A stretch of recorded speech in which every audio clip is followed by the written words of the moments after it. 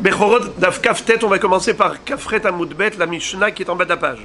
Hanotel sachar liot roe et abechorot, en shochatin alpiv, ela imken ayamumche ke ila beyavne, sheitiru lo chachamim, liot notel arba isarot la behema daka, veshisha la gassa, ben tam ou ben baalmum. C'est-à-dire, normalement, pour vérifier un bechor, c'est-à-dire lorsqu'on voit qu'il a un défaut, mais on ne sait pas si ce défaut est un défaut kavua, fixe, ou un défaut provisoire, ça change tout. Parce que si c'est un défaut qui est juste provisoire, alors le bechor il reste kadosh et sacrifiable. Il faut le sacrifier. On n'a pas le droit de le manger et de faire la shrita comme ça. C'est pas une bête profane, c'est une bête kedosha, c'est un korban. Mais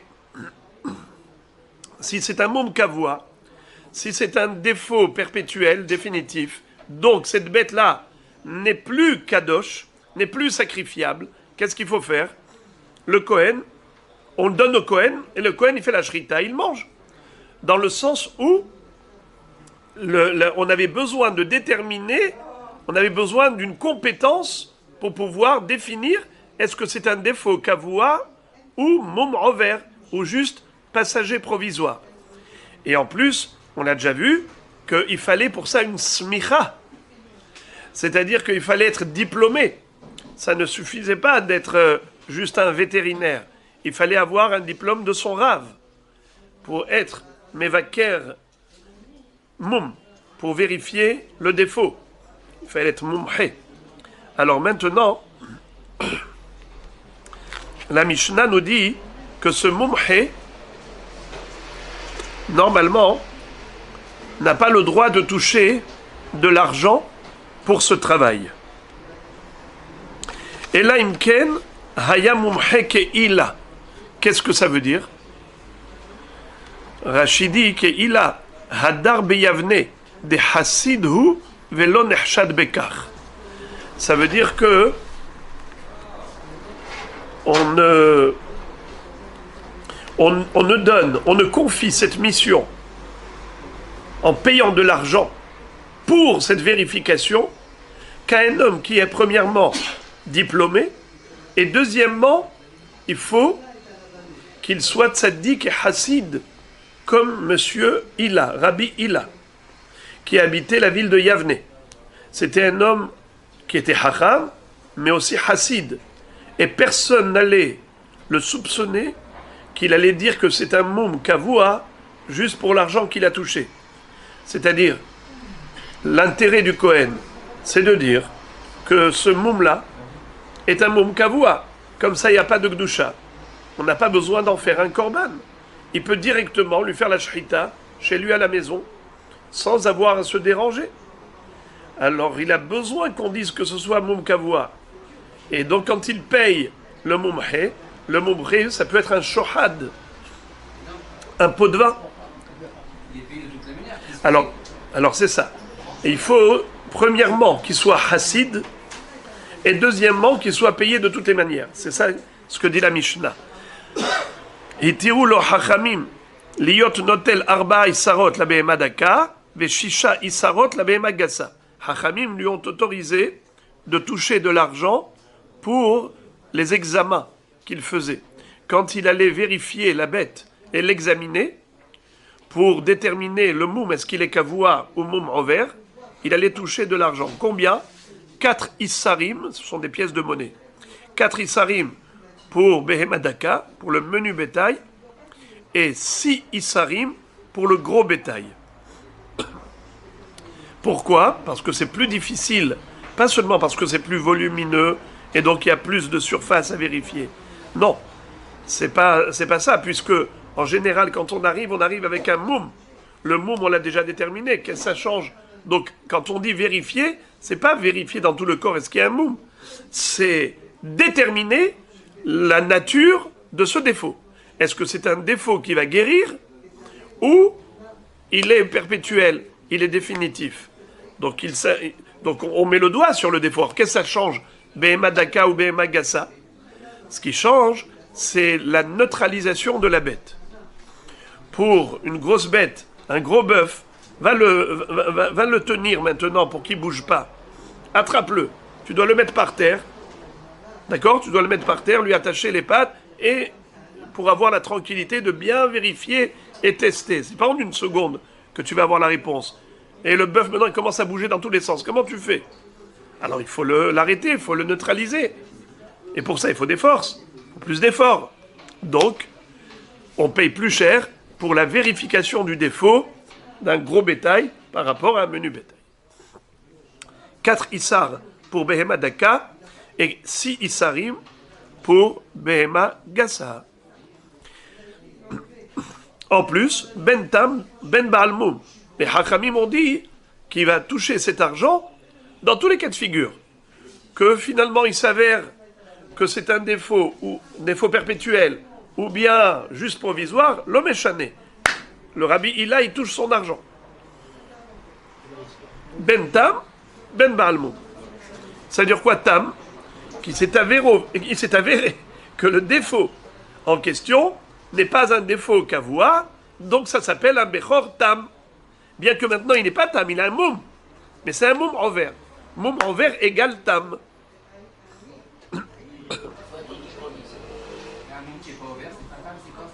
Baalmoum. Donc quand il est Baalmoum, il n'est pas sacrifiable, il n'a plus de Gdusha de Korban. Quand il est Baalmoum, quand il est Tam, ça veut dire parfait, eh bien il est sacrifiable. Un Moum envers, un défaut provisoire, c'est comme s'il n'y avait pas de défaut. Il fallait attendre. Oui, mais il était kadosh.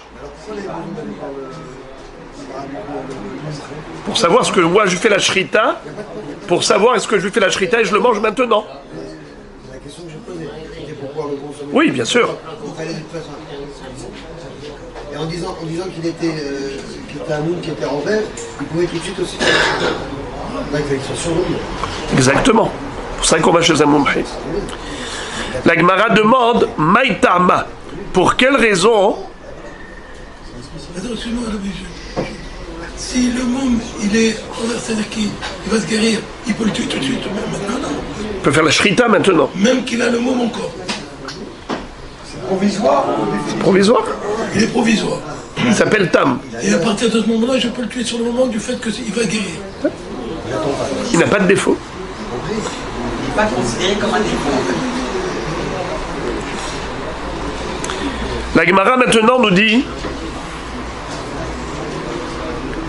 Maïtama, pourquoi est-ce qu'on paye plus cher pour la Gassa que pour la Daka?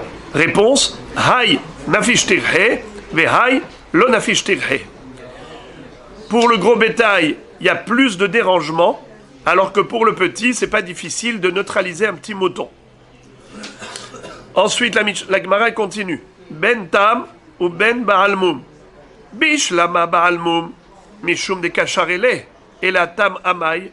La Gemara demande, je comprends pas pourquoi il est payé lorsque le Moum n'est pas Kavua. Quand il est Moum Kavua, alors à ce moment-là, il a rendu un service au Kohen. Il lui a dit, écoute, tu peux le manger tout de suite. Il lui a rendu service, il paye pour ce service. Alors c'est seulement si c'était Baal Moum. Kacharé, c'est quoi Kacharé? Il lui autorise la consommation immédiatement. Mais lorsqu'il est Tam, lorsqu'il s'avère que le défaut n'est pas Kavua, donc le Korban reste Korban. Le Kohen, qu'est-ce qu'il a gagné de cela? Rien. Le fait qu'il soit parti chez lui n'a rien gagné. Alors pourquoi il paye? La Gemara répond, de imken atele mershede, ve'amre, hay ba'al mum, tamhu, ve'hay de kacharele, mishum agra. Qu'est-ce que ça veut dire?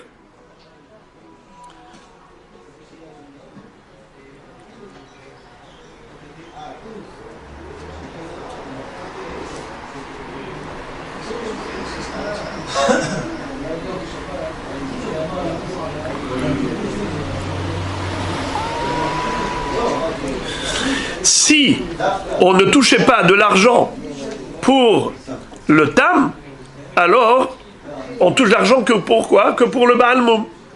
Alors imaginons qu'il y avait un vrai Baal Moum. D'accord, c'est un Moum Kavua.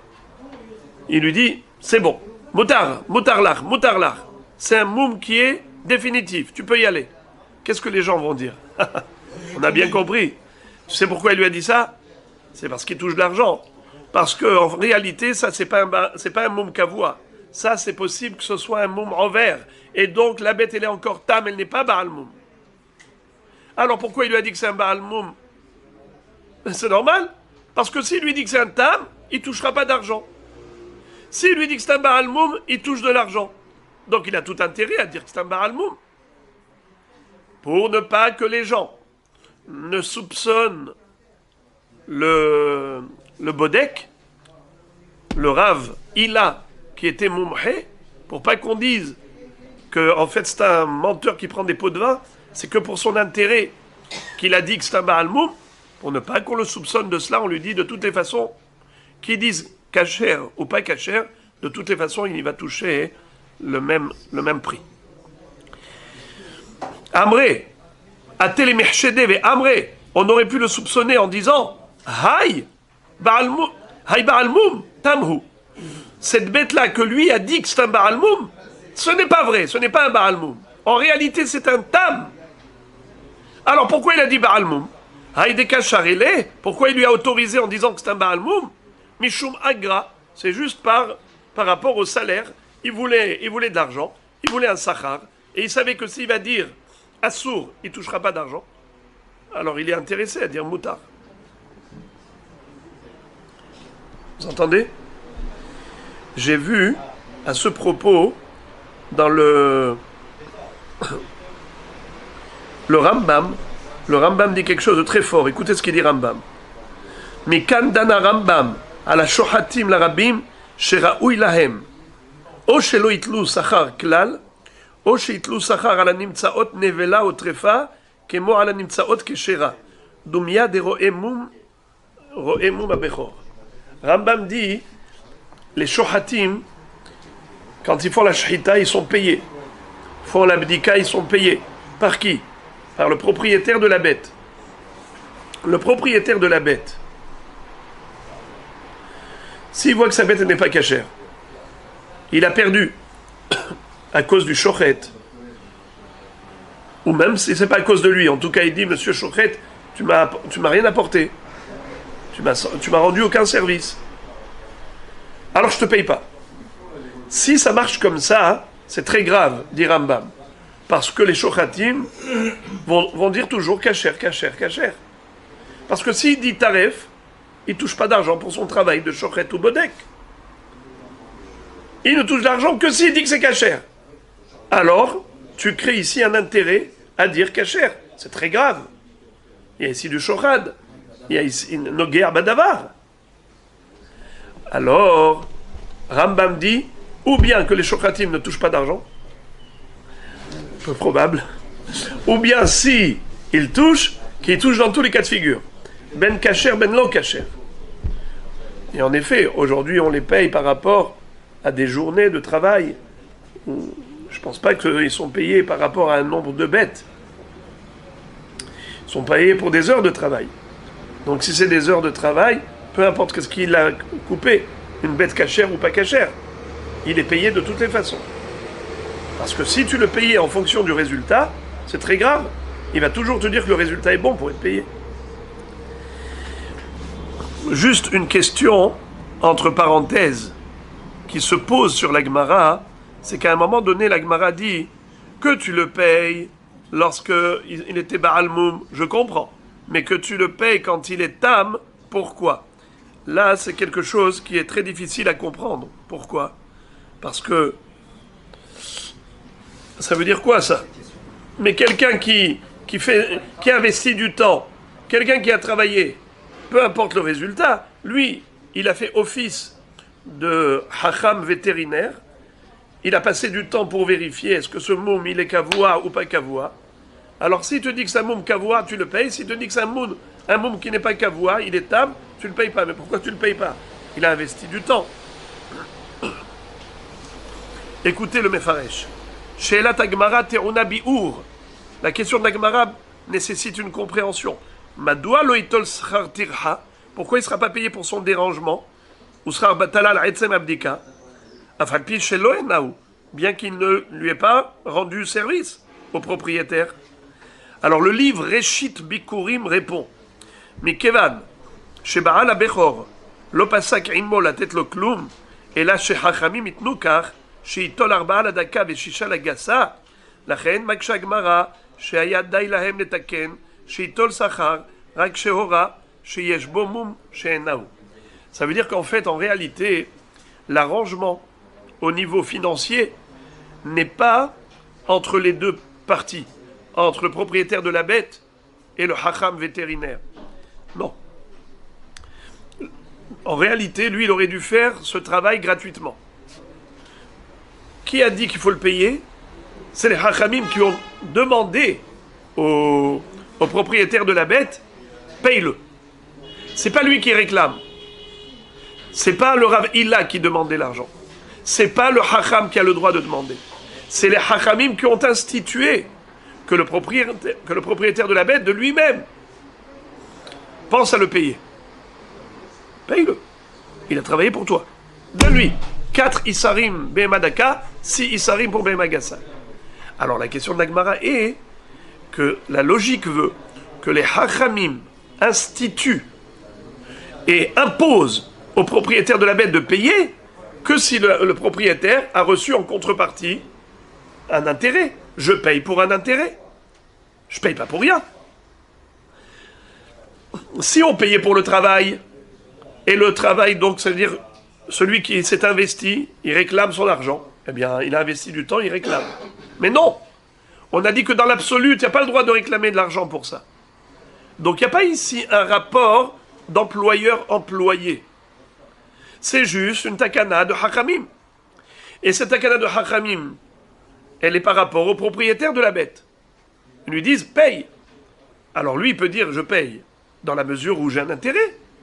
Je paye pour quelque chose que j'ai reçu.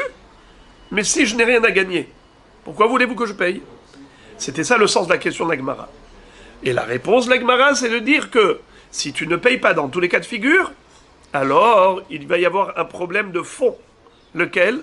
C'est que le hacham, tu peux le pousser à avoir cette tendance à cachériser ta bête, c'est-à-dire à dire que c'est un moum kavua pour dire que voilà, c'est bon, tu peux en profiter, jouir immédiatement. Et donc, c'est très grave. Parce que, comme vous dites, l'ifner hiver, l'otiten mirchol, vous poussez la personne vers le mensonge et l'autre à manger une bête qui est korban. Donc, c'est la raison pour laquelle Hachamim ont mis ici quelque part une protection face à ce risque en disant que de manière générale, il faut payer, quoi que le résultat soit, qu'il soit positif ou négatif, peu importe, on paye dans tous les cas de figure. Très bien, la Gemara dit ici c'est comme ça. Ihachi tamnami amre baal mumhu vehaidelo kasharele savar ki echi delishkol agre zimna hariti. Qu'est-ce que ça veut dire? La Gemara dit que dans ce cas, si tu crains le soupçon, si tu crains l'intérêt de l'homme et tu dis qu'il peut être amené à mentir juste pour son intérêt lucratif, dans ce cas-là, pourquoi tu ne pousses pas le bouchon encore plus loin? Et tu dois craindre une chose, laquelle? C'est que même dans le cas où finalement c'était un tam, d'accord? Il a dit que le défaut n'est pas kavua. Il a dit que c'est un tam. Donc le propriétaire n'a rien gagné. D'accord? Là encore, je peux dire que le bonhomme, il a tendance à dire que c'est un tam. Pourquoi? Amri Baal Mumhu, Haidelo Kasharele, Savar Kiechi Delishkol Agre Zimna Hariti. Peut-être que il lui a dit maintenant, c'est un moum envers.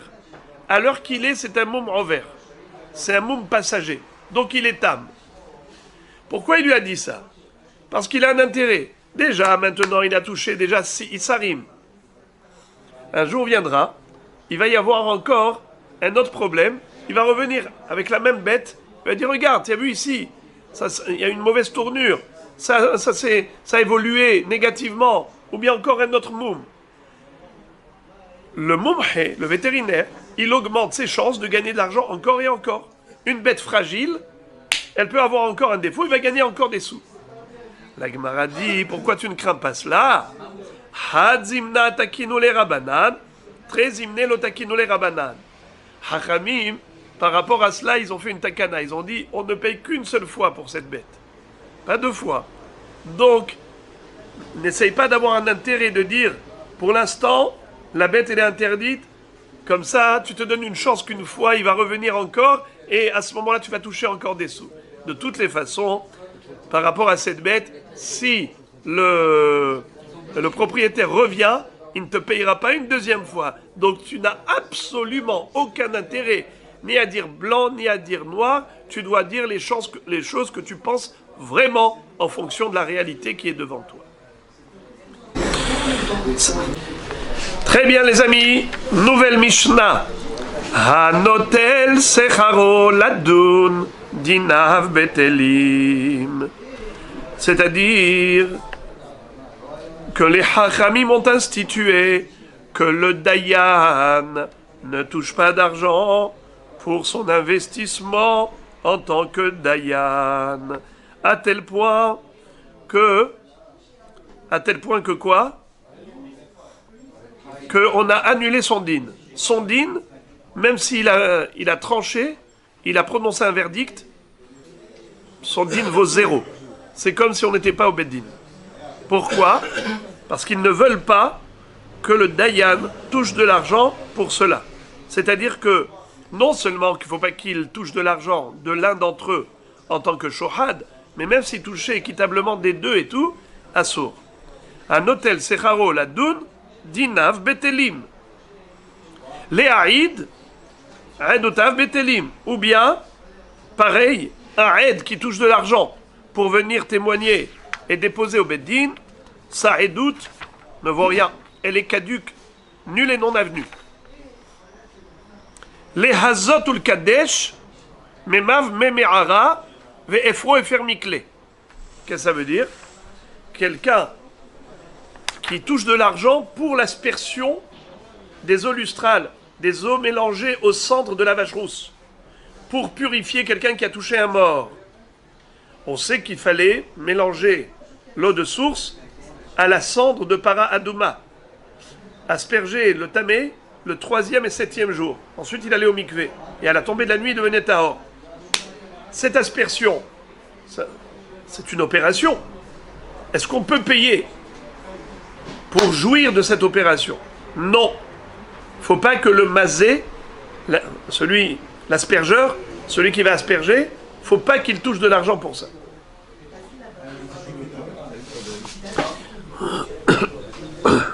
Quel problème?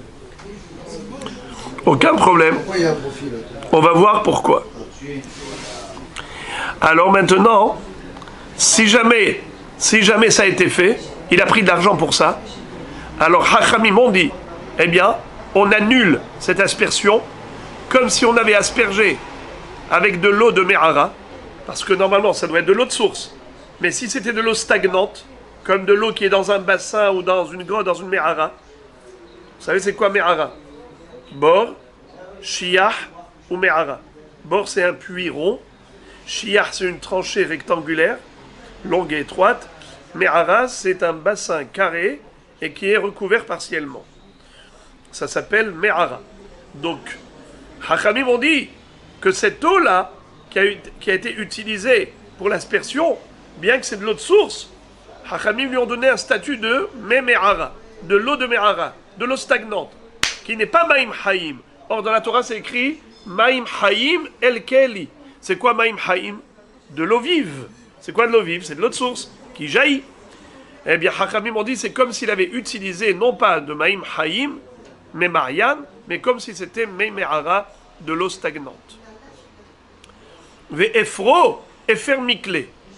Et Hachamim ont considéré la cendre de la vache rousse que cet homme a utilisée en étant payé pour cela, comme si c'était de la cendre de mikle, d'une brûlure, d'une combustion quelconque. Par exemple, tu prends un papier, tu le brûles ce papier, tu as de la cendre. Est-ce que cette cendre-là peut faire effet de Metaher, de Mehatat, de Efer comme Paradouma? Pas du tout. Il faut descendre de la vache rousse. et pas de la cendre de papier. Eh bien, Hachamim m'ont dit, cette cendre de vache rousse est considérée comme de la cendre de papier. Pourquoi? Parce qu'il a touché de l'argent pour ça, pour cette aspersion. On continue. La Mishnah nous dit, Im haya kohen vetim ahu miterumato ma'achilo mashko vesacho. Si par exemple, cette personne-là, qui devait normalement rendre un service gratuitement, a eu des déboires, a eu une perte, eh bien, dans ce cas-là, lui combler cette perte, faire une compensation, c'est pas considéré comme étant une récompense. Exemple. Imaginons que ce Hacham, qui est venu pour vérifier, ou bien le Dayan, qui est venu pour être Dan, ou bien le Aed, qui est venu pour être Me'id, c'était un Kohen. On peut avoir un Kohen Dayan, on peut avoir un Kohen Aed. Et quand il a appelé, il lui a dit, viens, venez, monsieur. Il a fait passer par où? Par un endroit où il y avait une Toum'a. Maintenant que ce Kohen est devenu Tamé, est-ce qu'il peut manger d'Aterouma? Non. Ça s'appelle subir une perte. Pourquoi ça s'appelle subir une perte? Car en général, le Kohen, il mange gratuit. Ou bien, même s'il ne mange pas gratuit, il va acheter la terouma chez un autre Kohen. Il dit, mon cher cousin Kohen, peux-tu me vendre un peu de terouma? Il dit, il n'y a pas de problème. Toi, tu es Kohen aussi, je te vends la terouma. À quel prix? Beaucoup moins cher que les fruits de Houlin. Pourquoi c'est moins cher? C'est évident. C'est l'offre et la demande. C'est-à-dire que la clientèle est sélectionnée. À qui tu peux vendre? Qu'à des Kohanim. Tu ne peux pas vendre à n'importe qui. Donc forcément, tu dois baisser le prix. Donc le prix de Houlin est plus cher que le prix de Terouma. Maintenant que ce Aed, ce Dayan qui était Kohen, quand tu l'as appelé, tu l'as fait passer par une rue où il y avait de la Toum'a, maintenant tu l'as rendu tamé à cause de ce service. Qui ne touche pas de l'argent, c'est une chose, mais qu'il perde de l'argent à cause de toi, ça on va pas jusque-là. Alors à toi, monsieur Israël, qui avait besoin du service de monsieur Cohen, en tant que Dayan ou en tant que Aed, eh bien tu dois lui donner maintenant Ma'achilo ou Mashko Vesacho. Qu'est-ce que ça veut dire? Il a le droit maintenant de lui donner, pas seulement le droit, il faut qu'il lui donne du Ochel Houlin, du Mashke Houlin, de la Sicha Houlin, parce que l'huile de Terouma, ça pouvait servir au Kohen aussi pour de l'onction, se oindre le corps avec. Eh bien, maintenant, ce sera fait avec du Ochel Houlin, du Mashke Houlin et du Shemen Houlin, bien que ce soit plus cher, c'est pas considéré comme un paiement, comme un salaire. C'est considéré comme un dû. Ve'imaya zaken markivo al hamor. Ve'imaya zaken markivo al hamor. Lui payer le taxi. Ça s'appelle un salaire? Non. Le zaken, tu veux le faire marcher?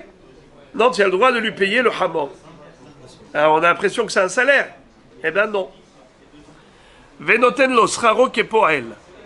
Par contre, il peut lui donner un sachar en tant que poël. C'est bizarre. Qu'est-ce que ça veut dire? Tu as dit juste avant qu'il ne faut pas le payer. Et maintenant tu me dis, notenlo sachar que poël. Vous entendez? La contradiction entre le début de la Mishnah et la fin de la Mishnah. Le début de la Mishnah, on nous a dit qu'il ne faut pas prendre de l'argent pour ses services. C'est bons et loyaux services. Qu'est-ce qu'on a dit? Que c'est assourd à tel point que Hachamim ont annulé le jugement ou le témoignage. Et à la fin, tu dis, mais paye-le en tant que poël. Mais Nahane Mile, votre curiosité sera répondue par la Gemara, regardez. Mais Nahane Mile, d'où apprend-on cela? Qu'on n'a pas le droit de prendre de l'argent pour être Dayan, pour enseigner la Torah. Amar Rav Yehuda Amar Rav de Amar Kra Re'e limati etrem chukim umishpatim kasher tzivani Hashem Elokai. Qu'est-ce que ça veut dire? Mon cher Rabbeinu va dire au Béné Israël, regardez, moi je vous enseigne la Torah celle que Dieu m'a enseignée. Ma ani bechinam, afatem bechinam. De la même façon que quand moi j'ai appris la Torah d'Akadosh Baruch Hu, il me l'a enseignée gratuitement. Ainsi, quand je vous enseigne la Torah, je vous l'ai enseignée gratuitement. Tanya namehachi, kasher tzivani Hashem Elokai, mani bechinam, afatem bechinam. Uminayin. Bon, déjà, je vais ouvrir une parenthèse. Posez votre question. Comment Moshe Rabbeinu a repris la Kadosh Baruch Hu pour apprendre la Torah? Est-ce que c'est une question fondamentale? Non. Là, j'ai appris gratuitement ou je transmets gratuitement. D'accord. C'est-à-dire que lui n'a pas eu de perte. C'est pas la question à laquelle je m'attendais, mais je vais répéter votre question. C'est-à-dire que si l'inverse avait été fait, il aurait dit l'inverse en Israël aussi. J'ai payé pour apprendre. Voilà. Si il avait eu besoin de payer, alors lui aussi il peut réclamer de l'argent de la même façon. Mais comme Akadosh Baruch Hu n'a besoin de rien, de ce fait, il n'a rien demandé. Il nous l'a donné gratuitement. Il a donné à Moshe Rabbeinu gratuitement, puisque c'est un état de fait, c'est une réalité accomplie. De ce fait, Moshe Rabbeinu va dire, eh bien moi je ne peux pas non plus exiger de vous de l'argent. Je l'ai reçu gratuitement, vous devez la recevoir vous aussi gratuitement. Je l'ai reçu gratuit, je la donne gratuit. Alors, la question par contre se pose, comment les rabbanim aujourd'hui touchent de l'argent? Comment, Baruch Hashem, nous avons ici un merveilleux kollel, Baruch Hashem, Kol HaTorah. Alors, Béhémet, ça a fait couler beaucoup d'encre. Le Rambam Maïmonide, aussi bien dans le Mishneh Torah, dans Ilchot Talmud Torah, comme dans Pirkei Avot, dans Pirush HaMishnayot, bombarde. Il dit que faut surtout pas prendre de l'argent, et il dit que ce minhag-là, c'est une nouveauté, ça n'a jamais été comme ça. Il dit ça sur la Mishnah, dans Pirkei Avot, qui dit qu'on n'a pas le droit de profiter de la couronne de la Torah. Lo ta'aseh ota, kardom lahforba, velo atara lidgadelba. Et il est très en colère, il faut voir tout ce qu'il écrit là-bas. J'aurais pu maintenant passer du temps à rappeler tout ce qu'il dit, mais finalement, c'est sa conclusion, il dit faut pas. Et dans le Mishneh Torah, c'est-à-dire dans le Mishneh Torah, c'est-à-dire la halakha qu'il a écrite, dans son livre de halakha, il écrit des phrases terribles, un match de phrases terribles, par rapport à ceux qui prennent de l'argent pour l'enseignement de la Torah. Alors, le Kesef Mishneh, Rabbi Yosef Karo, qui a écrit un commentaire sur le Rambam, rapporte les justifications. Et le Tashbetz, Rabbi Shimon Bar Tzemach, qui était un rabbin d'Algérie, écrit aussi beaucoup d'arguments de justification pour dire que oui, c'est permis. Alors je vous lis juste un petit peu le commentaire qui est rapporté ici, écoutez ça.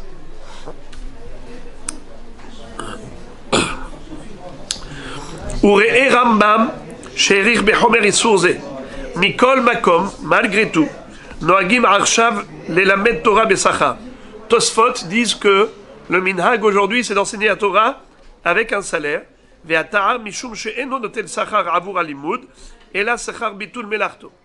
Parce qu'il ne prend pas de l'argent pour le limoud lui-même, il prend de l'argent pour le temps qu'il a investi, qui aurait pu lui permettre d'aller travailler et d'avoir une parnassa. Dainu schar batala de mocha, shemaniach kol asakav, umlamed Torah. C'est-à-dire que il consacre son temps à l'étude et l'enseignement de la Torah, alors qu'il aurait dû aller travailler pour avoir son gagne-pain. Alors pour lui permettre de remplir ce rôle, on lui en donne les moyens.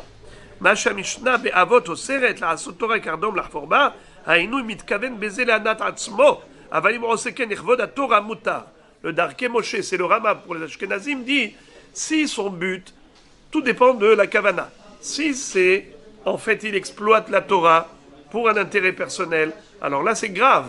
Il se sert de la Torah comme outil. Mais si au contraire, c'est l'Irvod à Torah, il sait que la Torah doit être étudiée et enseignée, et pour la Torah il fait cette abnégation, alors c'est tout à fait normal qu'on mette de l'essence dans une voiture pour qu'elle puisse rouler.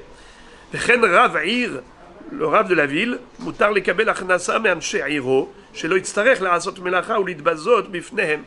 Il a le droit de toucher un salaire important pour ne pas avoir besoin à faire en plus des travaux, même si on pouvait imaginer qu'il avait des créneaux qu'il aurait pu consacrer pour travailler à ce moment-là, mais il n'a pas à le faire devant les habitants de la ville, puisqu'il doit conserver une certaine image de marque en tant que Rav. Et Erich Lachlok al Re'et Rambam et le Kesef Mishneh, il a beaucoup écrit pour contredire le Rambam. Vesiem, il a conclu en disant Veraïnu, et on a vu Kol Chachme Israël, Kodem Zman Rabenu Ve'acharav, Nohagim Nitol Schara Min HaTzibur. Il dit que on a vu dans le passé, et même après lui le Rambam, puisque Rabbi Yosef Karo était bien après le Rambam. Donc il dit les Rabbanim d'avant, les Rabbanim d'après Rambam ont touché un salaire pour pouvoir travailler. Vegam ki nodeh she'alacha kedivre Rabbeinu befirosh HaMishna, efshar she'iskimu ken chachmei adorot mishum ha'et la'asot Hashem, eferu toratecha, she'ilu lo hayta parnasat halomdim lamdim metzuya, lo hayu yecholim litroach batorah karaoui, ve'hayta Torah mishtakachat chas v'shalom. Qu'est-ce que ça veut dire? Il dit, on peut dire également que dans l'absolu, le Rambam a raison. Assourd de prendre de l'argent pour un service toraïque. Interdit. Alors pourquoi ça se fait? C'est quelque chose qui fait partie de Ha'et La'asot La'Shem Eferu Toratecha. Sur ce pasouk, c'est appuyé Rabbeinu Akadosh pour écrire la Torah orale. Vous le savez que la Torah, chez Bé'al-Pé, était enseignée par cœur. La Torah écrite, on n'a pas le droit de l'enseigner par cœur. La Torah orale, on n'a pas le droit de l'écrire. Et pourtant, Rabbeinu Akadosh, Rabbi Uda Nassi, a rédigé la Mishnah. Rav Ashi a rédigé le Talmud. Comment est-ce qu'on a écrit la Torah orale? Pourtant, c'est assourd. Il a trouvé un appui, une allusion dans le pasuk suivant. Ha'et la'asot La'Shem. Le moment est arrivé d'agir en faveur de Dieu. Quoi? Eferu toratecha. On est obligé de transgresser la Torah. Comment ça?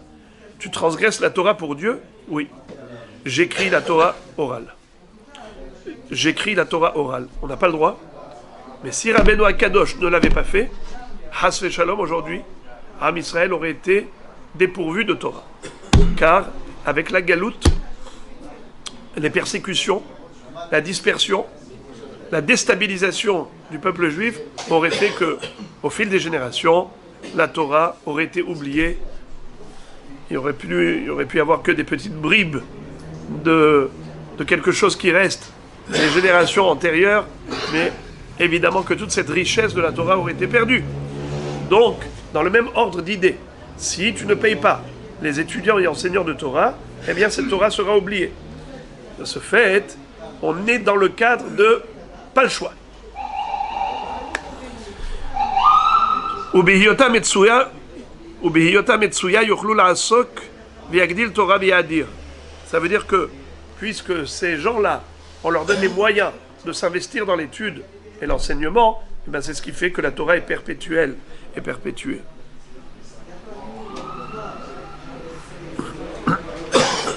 Mais à la fin, il écrit Mikol Makom, Mi sheyachol itparnes hetev, mima'aseh yadav v'la'asok b'Torah, midat hasiduthu u'matat elokim hi. Le Rama dit, mais celui qui peut à la fois travailler et avoir sa parnassa, et en même temps consacrer beaucoup de temps pour l'étude de la Torah, eh bien ça c'est un cadeau du ciel, et c'est midat hasidut.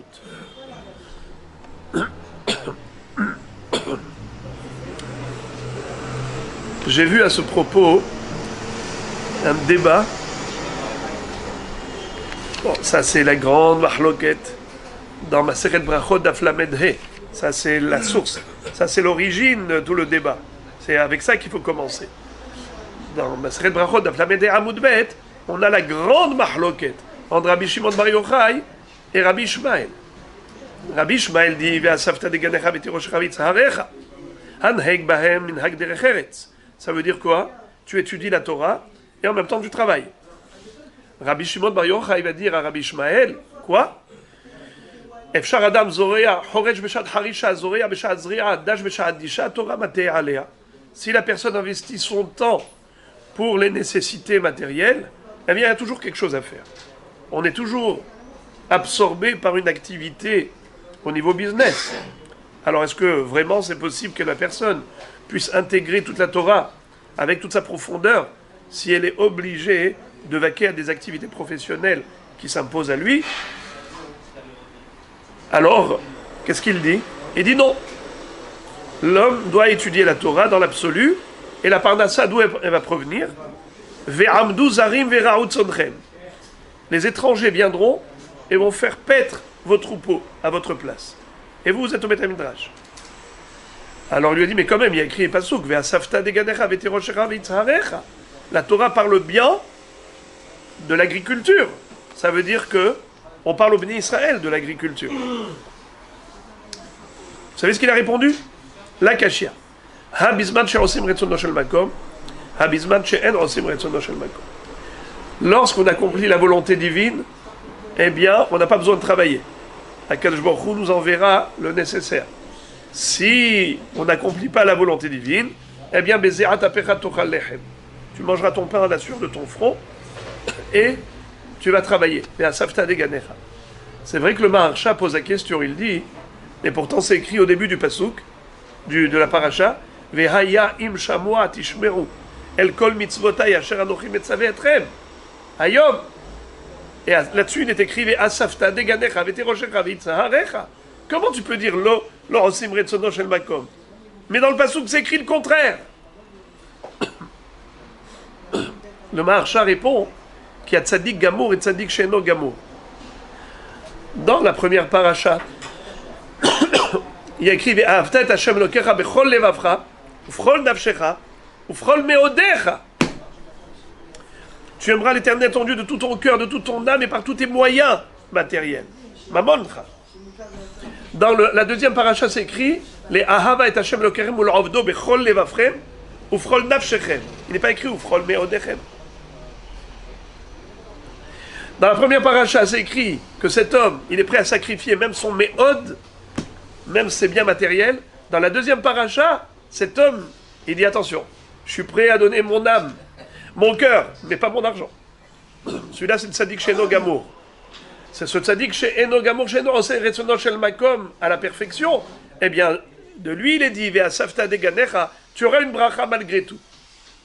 Puisque tu respectes la volonté d'HaKadosh Baruch Hu en faisant les mitzvot, tu auras ta bracha. Mais tu n'es pas du niveau de Rabbi Shimon Bar Yochai.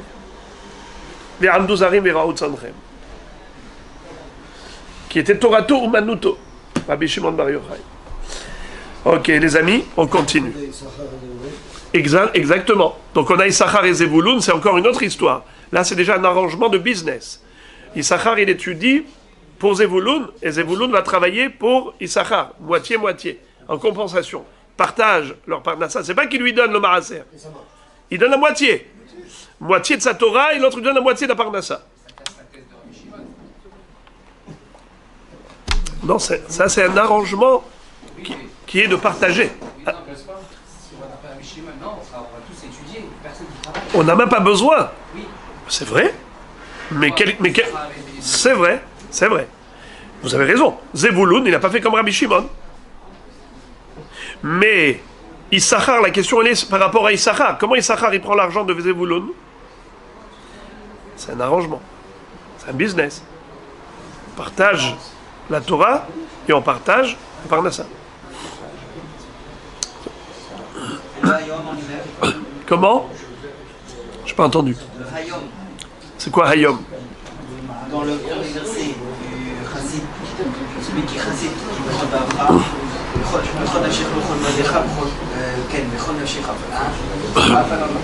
ça revient. Et après il y a le Hayom.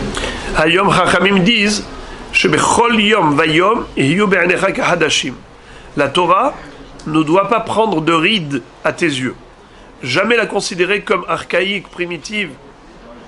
C'est quelque chose qui est toujours d'actualité et elle brille toujours avec son même éclat. Comme si aujourd'hui on a reçu la Torah. Et ça c'est dans le premier. Dans les deux. Le Hayom aussi il est dans le Bien sûr. Rappelez-vous, relisez comme vous avez fait blablabla. Je plaisante, hein. Celui qui va donner l'argent, d'accord, il partage son bien, son argent. Yes. La moitié de ce qu'il a gagné. Mais l'autre, comment on va lui donner la moitié de la Torah? C'est-à-dire comment il va lui rentrer cette Torah? Lo הבנתי, עוד פעם. Si moi je donne de l'argent à quelqu'un pour qu'il étudie à ma place, Ouais. lui il va profiter de la moitié de l'argent que je lui donne. Mais moi, comment je vais recevoir cette Torah? Écoute, on a déjà eu l'occasion de rappeler quelque chose d'extraordinaire. Le Raphaïm de Vologine dit que celui qui soutient financièrement l'étudiant de la Torah, après 120 ans, on va lui enseigner cette Torah. Et Raphaïm Vologine lui-même un jour s'est posé une question qui était ardue par rapport à un passage de Torah, et il n'arrivait pas à percer. Et voilà que dans son rêve, qui lui vient en rêve, c'était son sponsor, celui qui lui avait donné la possibilité d'étudier. Et bien il lui explique la Mishnah qu'il ne comprenait pas. Alors, c'était très peu de temps après la ptira de cet homme, parce qu'il avait pris sur lui l'engagement d'étudier des Mishnayot, les Ilou Nishmato, et donc il avait bloqué sur une Mishnah. Alors le Rav Chaim Vologine a dit, je le savais, Betzel ha-Chochma, Betzel ha-Kesef, que ceux qui donnent l'argent, Akadosh Baruch Hu leur donnera la Chochma de la Torah, puisqu'ils ont permis cette Torah d'être étudiée. Mais, je ne savais pas que c'était si rapide. Akadosh Baruch Hu allait leur donner, allait leur enseigner la Torah, mais tellement vite, il est déjà plus que moi.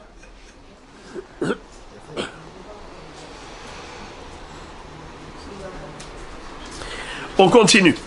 Maintenant, la Gemara dit les Hazot ul Kadesh, Memav, Meme'ara, Ve'efro, Efer Mikle. C'est-à-dire que si cet homme qui a aspergé l'autre pour le purifier avec les eaux mélangées au sang de la vache rousse, s'il a pris d'argent pour ça, eh bien, c'est considéré comme de l'eau ordinaire et de la cendre ordinaire. Question, pourtant on a appris le contraire dans une Mishnah de Kiddushin. Veraminhu. Qu'est-ce que ça veut dire Veraminhu? Toujours quand on emploie le terme Rami, c'est une contradiction entre deux textes. Par exemple, quand on dit Métive, Métive, c'est une citation d'un texte pour objecter. Quand on dit Matkif, Matkif, c'est une kushia qu'un émora pose à l'autre sur la base de la logique, d'un raisonnement rationnel. Comment tu peux dire une chose pareille? Ce n'est pas logique. Ça, là, on dit matkif. Mais quand on dit métivé, c'est que on cite un texte, soit un pasouk, soit une mishnah, soit une baraïta, et qui devient la source d'objection. Mais quand on dit rami ou raminhu, c'est que on met deux textes en confrontation, en contradiction. Tu as par exemple deux psukim qui se contredisent a priori, ou deux mishnayot qui se contredisent. Et là, maintenant, il faut répondre à la question. Comment tu peux comprendre cette contradiction? Maintenant, on vient de dire que asperger, ça doit se faire gratuitement, n'est-ce pas? Avec les cendres et l'eau mélangée au sang de la vache rousse. Pourtant, on voit que non, ça a une valeur pécuniaire. Preuve, c'est qu'on peut être mekadesh, une femme, avec ses eaux mélangées à la vache rousse. A mekadesh bemehatat, befer hatat, harezo mekudeshet. Afalpi ou Israël. Comment? Ça veut dire que ça peut être utilisé pour asperger un homme qui a touché un mort. Ça a une valeur. Laquelle valeur? On vient de dire qu'on n'a pas le droit de prendre de l'argent pour asperger. Pourtant, si un homme donne à une femme Israël, il lui donne de la cendre de paradouma, ou bien il lui donne de l'eau qui peut être mélangée avec la cendre de paradouma, mais Marianne. Eh bien, mes coups d'échet. Pourquoi mes coups d'échet? Parce que c'est chavé prouta. Pourquoi c'est chavé prouta? Parce que ça a une valeur, on peut toucher de l'argent avec ça. Si tu vas aller asperger quelqu'un qui en a besoin, qui a besoin de se purifier, il va te payer. S'il va te payer, même si on est Israël, on n'a pas besoin d'un Kohen pour ça. Ouais. Bien qu'en général c'est le Kohen, mais on n'est pas obligé. Regardez s'il vous plaît Rashi, au milieu de la page. Afalpi shehu Israël. Rashi dit, va filouze Israël, des Kohanim regilim be'aza'a ou be'kiddush. En général, c'est qui fait ce travail? C'est un Kohen. Mais même si c'était à Israël, c'est aussi possible. Alors, de ce fait, ça a une valeur pécuniaire. Si ça a une valeur économique, donc c'est Shavé Prouta. Si c'est Shavé Prouta, un homme qui mekadesh une femme avec Shavé Prouta, mais Koudeshet. Mais comment tu peux dire que c'est Shavé Prouta? Mais c'est assourd de toucher de l'argent pour ce service. Quelqu'un qui asperge pour de l'argent, on a déjà dit que Hachamim ont annulé son aspersion. Memav meme'ara, efro efermikle. Donc, ça veut dire qu'on n'a pas le droit de toucher de l'argent pour ce service. Et d'autre part, tu me dis que mes coups d'échette. C'est la question. Réponse. Amar Abaye Lakashia. Kan bisra rava'a ou milouy, kan bisra raza'a avec kiddush. Il y a deux procédures. La préparation et l'action. L'opération principale, c'est l'aspersion elle-même. Nahon. D'abord, je mélange la cendre avec l'eau. Comment ça s'appelle? Kiddush. Je suis mekadesh l'eau avec la cendre de para aduma. Ça s'appelle les kadesh mehatat. Et ensuite, qu'est-ce que je fais avec ça? Haza'a. Et hazot, asperger. Donc l'opération elle-même, elle consiste en deux choses. Premièrement, kiddush. Deuxièmement, haza'a. Pour ces opérations, interdit de prendre de l'argent. Parce que ça, c'est la mitzvah. Tandis que préparer, c'est-à-dire aller chercher la cendre, aller faire quelques kilomètres pour aller chercher la cendre, aller chercher l'eau de la source, ce qu'on appelle milouille, aller puiser l'eau, ramasser l'eau, ou bien hava'a, transporter cette eau, transporter la cendre. Ça nécessite du travail. C'est pas la mitzvah, c'est Hersher mitzvah. C'est la préparation à la mitzvah. Là, tu as le droit de prendre de l'argent pour les actions de préparation à la mitzvah, mais pas pour la mitzvah elle-même. La mitzvah elle-même, c'est gratuit. J'allais dire un exemple pour mieux comprendre quand le hétrog, les hétrogim, celui qui va acheter les hétrogim, n'est-ce pas? Est-ce qu'il a le droit, par exemple, de demander la mitzvah, de demander au rabbin, s'il vous plaît, aujourd'hui j'ai fait la mitzvah du hétrog, vous pouvez me payer pour ça? J'ai la mitzvah de Arba Minim, j'ai pris le loulav, je vous promets. Je monte la photo ce matin, Chol HaMoed, j'ai pris mes Arba Minim. J'étais au côté, regardez, payez-moi.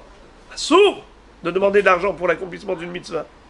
Mais, s'il est parti, il a coupé, il a fait tout le nécessaire pour ramener du Maroc les hétrogim. Alors il touche de l'argent pour ça ou pas? C'est la préparation. La préparation, la mitzvah, tu peux réclamer de l'argent, mais pas pour la mitzvah elle-même. La même chose. Mais Marianne, il faut aller au Marianne, il faut aller puiser de l'eau. Les cendres aussi, il faut aller les chercher. Donc tout ce travail-là, qui est Hersher mitzvah, là tu peux réclamer de l'argent.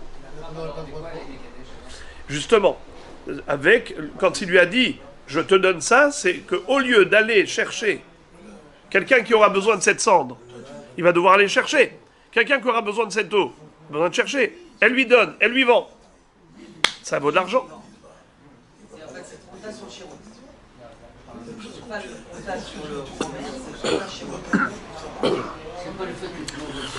Daikanami de katanehacha leazot ul kadesh ve'atam katane hamek kadesh bemehatat ou be'efer hatat shema mina. La Gemara dit qu'en effet le lachon employé par la Mishnah est très précis et ça nous permet de voir cette réponse dans les mots de la Mishnah. Les hazot ou les kadesh. Be'atam katane hamekadesh bemehatat ou be'efer hatat.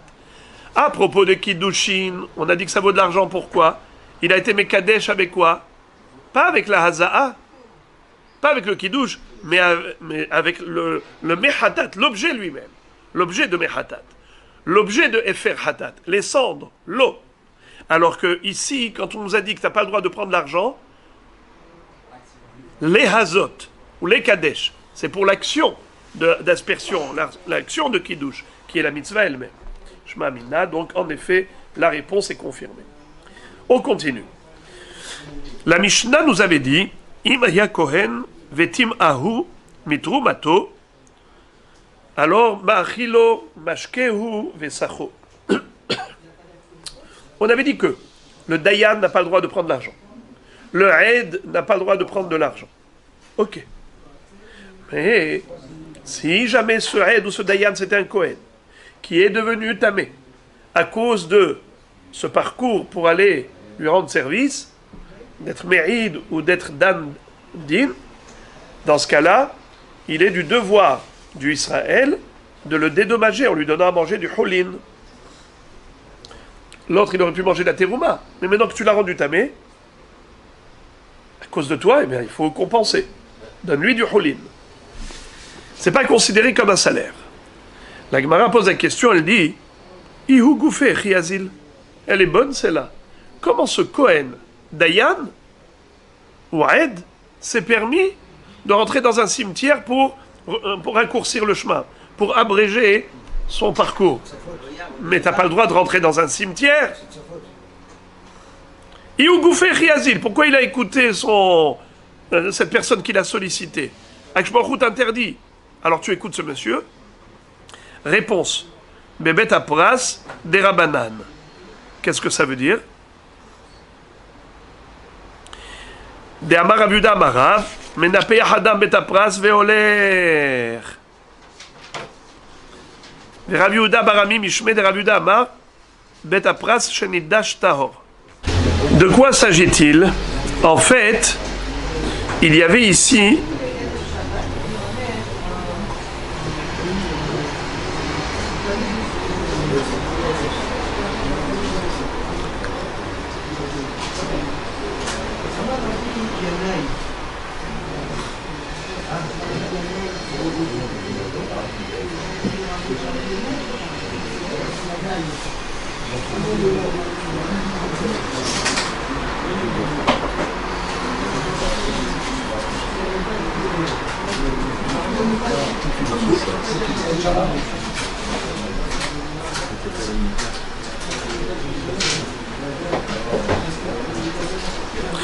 très bien. Alors maintenant, de quoi on parle?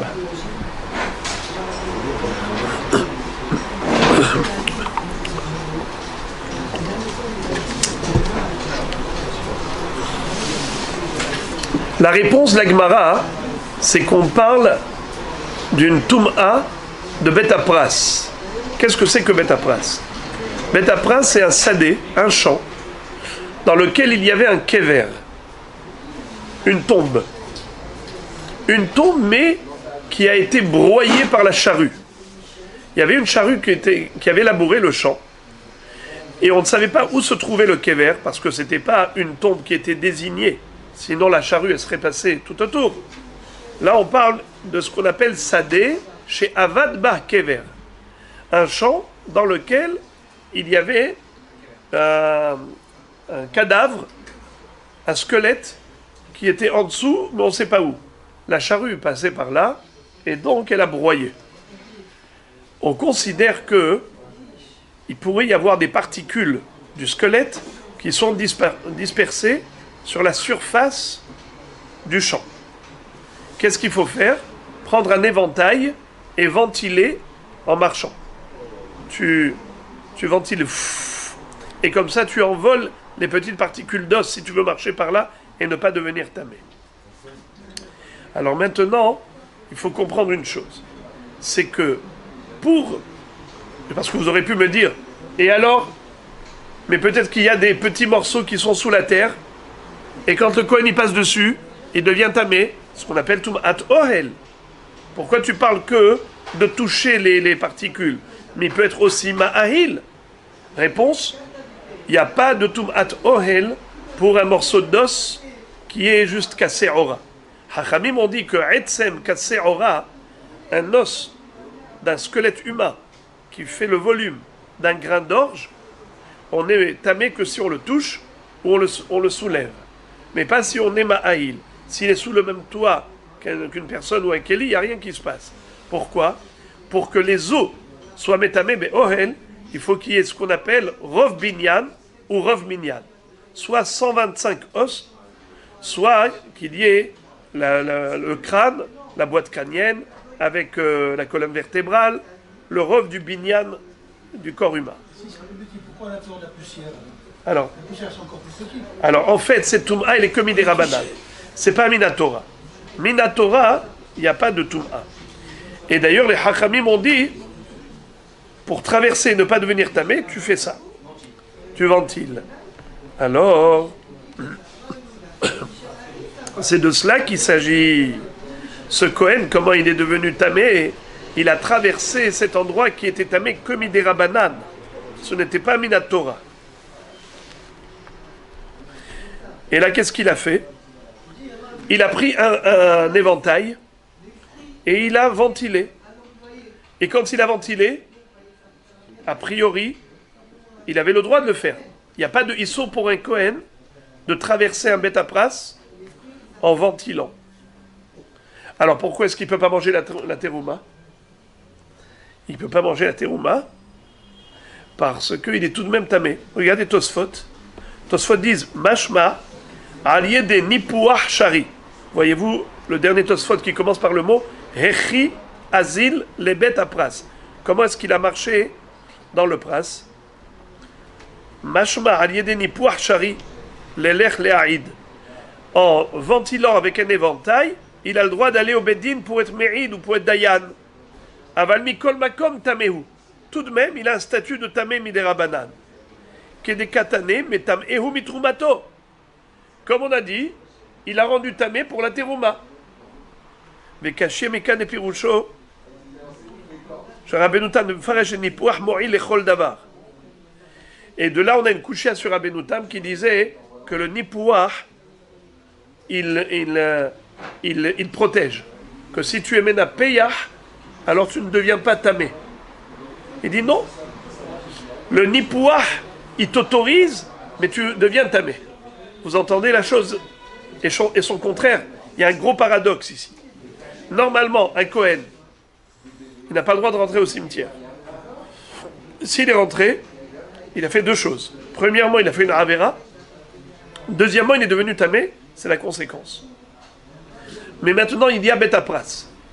Beth Apras, Minatora, il n'y a aucun problème.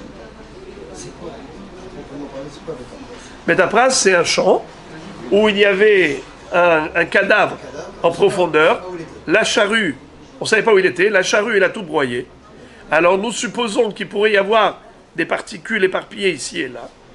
Et ces particules-là ne rendraient tamé que celui qui toucherait ces particules dans la mesure où ça a un volume de grains d'orge. C'est métamé bemaga ou bemassa. Mais dans la mesure où tu es sûr que tu as touché.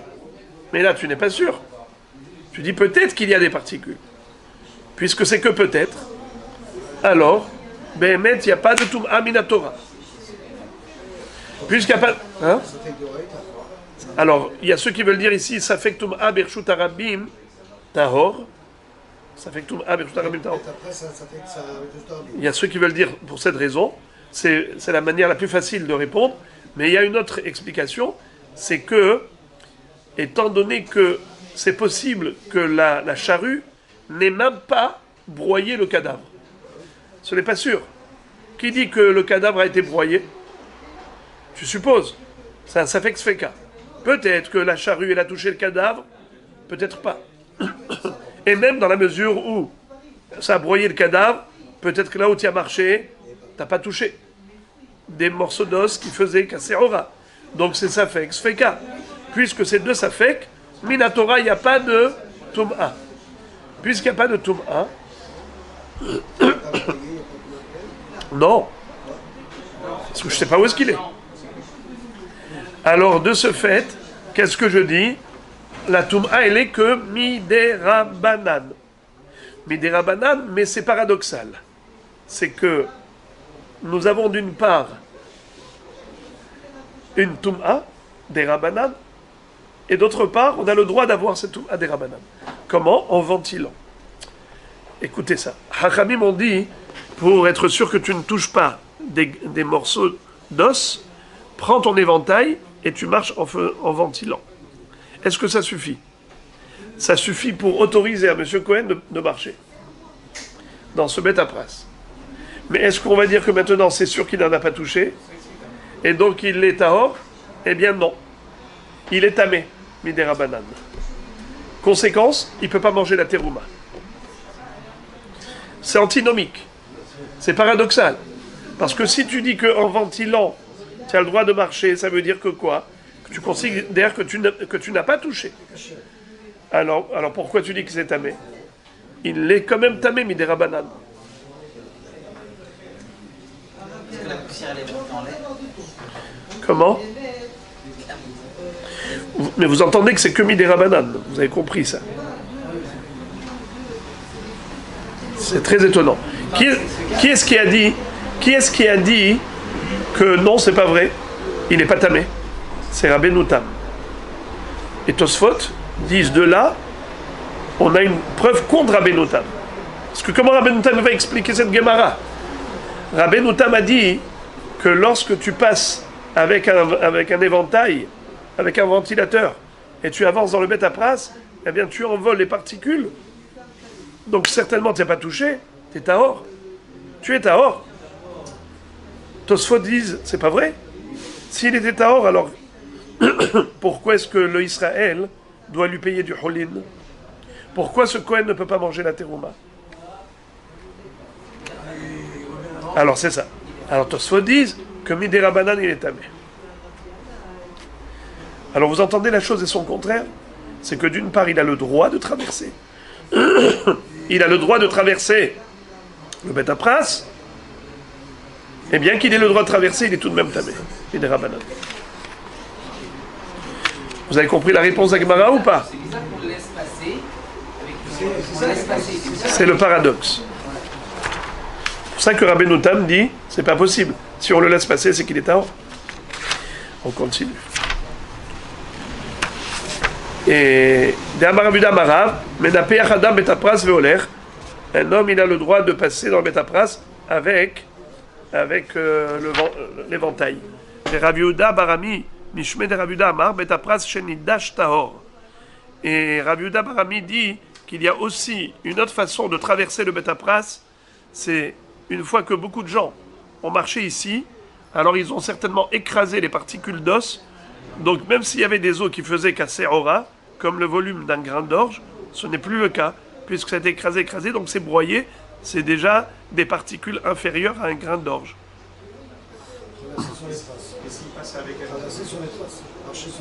On considère que les gens marchaient un peu partout. Pas de problème. Et Nami, et là la deuxième réponse elle est beaucoup plus forte, et à tel point qu'on se dit, dommage que je n'y ai pas pensé, elle est tellement facile cette deuxième réponse. Inami, bishartum ot, delo mazhar alayhu. C'est qu'on parle ici d'un Kohen qui est devenu tamé, non pas par un mort, mais par une optum'a, par exemple un reptile mort, ou une charogne d'une bête. Est-ce qu'un Kohen, il commet un issour quand il touche un reptile mort? Non. Quand il touche un cadavre? Non. Il touche par exemple une nida. Ça veut dire, bon, il fallait pas, mais ça a été fait. Il devient tamé. Est-ce qu'il y a un issour? Non. Parce que le issour, c'est de rentrer dans un cimetière ou toucher un mort humain. Un cadavre humain. Mais le cadavre d'une bête ou un reptile mort, il n'y a pas de issour. Il est tamé. Il est tamé. Donc voilà, qu'est-ce que tu cherchais à comprendre? Comment le Kohen est tamé, mais il n'avait pas le droit de se rendre tamé. Ok, il veut être Dayan, ok, il veut être Aed, il veut aller au tribunal. Mais de quel droit tu te permets de traverser un cimetière? Réponse, il n'a jamais traversé un cimetière. Il a touché, là où il est passé, il a touché un reptile mort par exemple. Il n'y avait aucun issour. Mais la conséquence, c'est qu'il est tamé. S'il est tamé, il ne peut pas manger la trouma. Puisqu'il ne peut pas manger la trouma quand il est tamé, peu importe pour quelle raison, c'est normal que le Israël lui paye son holin. Vous avez compris? La réponse, elle est extraordinaire. Enfin, la fin de la Mishnah, c'était Imayazaken markivo ala hamor, et il le paye noten lo sraro kepoel, tana kepoel batel, amar abaye kepoel batel shelota melacha. Qu'est-ce que ça veut dire?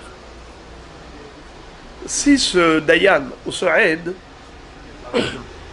avait un travail Et à cause de ce déplacement et de cet investissement de temps pour être Dayan ou pour être Aed, il a dû s'abstenir de travailler, donc il va perdre de l'argent.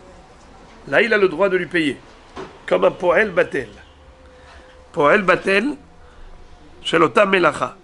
Qu'est-ce que ça veut dire? Rashi explique. Le Rashi est un peu long, c'est le premier Rashi de la page. Kepoel Batel Shelota Melacha de Batel Mimena.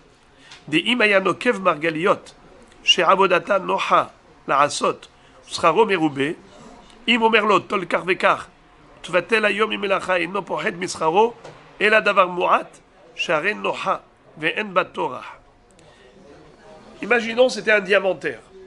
Un diamantaire, il touche beaucoup d'argent et le travail n'est pas très difficile. C'est pas un travail très laborieux. Maintenant, il lui dit, écoute, à la place, tu viens me voir, tu viens travailler chez moi, entre guillemets. Ça veut dire tu vas venir être Aed ou Dayan. Il faut qu'il lui paye une compensation. Combien c'est la compensation? Il va lui payer quoi? Comme ce qu'il touchait là-bas? Pas vraiment. Un peu moins. Pourquoi? Parce que de venir être Mérid, venir faire Dayan, c'est moins de travail physique que diamantaire. Il lui dit, dis-moi, combien toi tu touches de l'heure? Il touche 1000 shekels de l'heure. Quel est ton travail? Diamantaire. Tu sais, dis-moi, c'est dur ou c'est difficile ou pas d'être diamantaire? Il a dit, bon, rien n'est facile dans la vie, mais je préfère ça plutôt que d'être un maçon, c'est plus dur. Je te pose une question. Combien tu aurais été prêt à renoncer, à combien d'argent tu aurais été prêt à renoncer si je te proposais un travail qui est plus facile? Il a dit, eh bien, le travail que tu me proposes, si tu me donnes 900 shekels à la place de 1000, j'accepte. Combien il va le payer à celui-là? 900 shekels, pas 1000. Parce que de toutes les façons, il était prêt à renoncer lui-même à ces 100 shekels. You understand? Regardez la suite du Rashi. Et si c'était par exemple un maçon, travail très dur, qui est monagar, comme un menuisier, Imomerlo atanotel arshav shlosha zuzim, tolzuz veibatel ayom otam lacha, ve'asem lacha kalazu, noachlo libatel bitolzuz. Achanami ki augavra yaivle, share mevatlo mimelarto vekule agra lo yaivle, share no azum gartu kasha etzlo. Si par exemple c'était un maçon, il dit combien tu touches de l'heure? Il a dit je touche 30 shekels de l'heure. Il a dit combien tu aurais été prêt à toucher et renoncer à cette difficulté de travail? Moi, je te donne un travail super facile, mais je te paye moins cher. Il a dit combien tu me payes? Il a dit moi, je te paye 20 shekels, pas 30. Mais un travail beaucoup plus facile. Il a dit ça, je suis d'accord. Au lieu d'être un maçon qui touche 30 shekels, tu me donnes 20 shekels de l'heure pour un travail tellement facile, je préfère travailler facilement pour 20 shekels. C'est bien pareil. Il lui donnera 20 shekels, puisque c'était le travail qu'il était prêt à faire, qu'il n'a pas fait. Fin de la Gemara.